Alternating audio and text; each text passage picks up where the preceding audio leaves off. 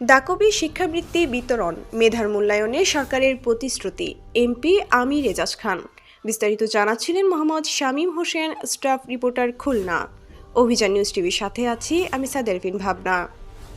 খুলনার দাকবে হিট বাংলাদেশের আয়োজনে শিক্ষাবৃত্তি প্রদান ও মাদক সচেতনতা কর্মসূচিতে প্রধান অতিথি এমপি আলহাজ আমির এজাজ খান বলেন, শিক্ষার্থীদের মাদকমুক্ত থেকে আদর্শ চরিত্র গড়ে তুলে মেধার সর্বোচ্চ বিকাশ ঘটাতে হবে। সরকার মেধাবীদের মূল্যায়নে প্রতিশ্রুতিবদ্ধ। চালনা পৌরসভা অডিটোরিয়ামে অনুষ্ঠিত ও আয়োজনে সভাপতিত্ব করেন নির্বাহী পরিচালক আনোয়ার হোসেন। বিশেষ অতিথি হিসেবে বক্তব্য দেন উপজেলা নির্বাহী অফিসার মোহাম্মদ বুরহান উদ্দিন মিঠু। অনুষ্ঠানে 2025 সালের এসএসসি ও এইচএসসি পরীক্ষায় জিপিএ 4 ও 5 প্রাপ্ত শিক্ষার্থীদের সংবর্ধনা ও বৃত্তি প্রদান করা হয়।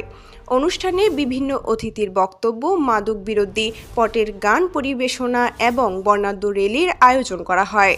শেষে প্রধান অতিথি শিক্ষার্থীদের হাতে বৃত্তির অর্থ ও ক্রেস্ট তুলে দেন।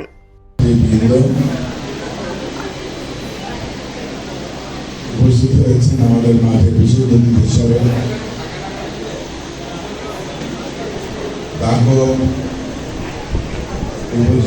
মাঝে বলতে চাই, প্রত্যেকটি ওষুধের একটি করে সাইড ইফেক্ট রয়েছে।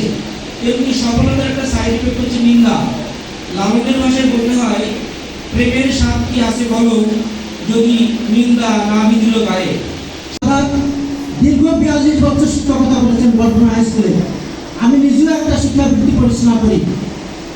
আমার ইচ্ছা ছিল প্রত্যেকটা হাই স্কুলে আমি 1,10,000 টাকা এফডিআর করে দিব। কিছু কিছু স্কুলে দিয়েছি, কিন্তু প্রতি মাসে আমরা তাদেরকে উচ্চ শিক্ষার জন্য আমরা অর্থ সহায়তা করে থাকি। তারা যেন দেশের জন্য কাজ করতে পারে, এইটা হচ্ছে তাদের মূল উদ্দেশ্য। আমরা লক্ষ্য করেছি যে আমাদের দাতবের মানুষ, এখানে অনেক নিম্ন আয়ের মানুষ এবং মধ্যবিত্ত এবং সর্বোপরি বলে চলে যে গরিব সম্প্রদায়ের মানুষ এখানে বেশি বসবাস করে। আমরা দেখেছি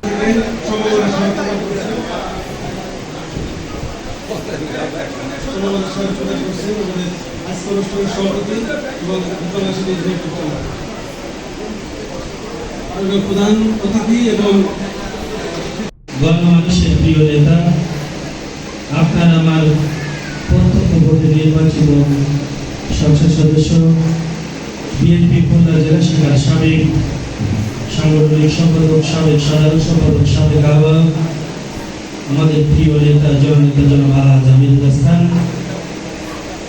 আমাদের মাঝে বিশেষ অতিথি হিসাবে উপস্থিত থাকবেন আমাদের এই উপজেলার সম্মানিত নির্বাহী অফিসার। আপনাদের আন্তরিক সামনে এগিয়ে যাবেন।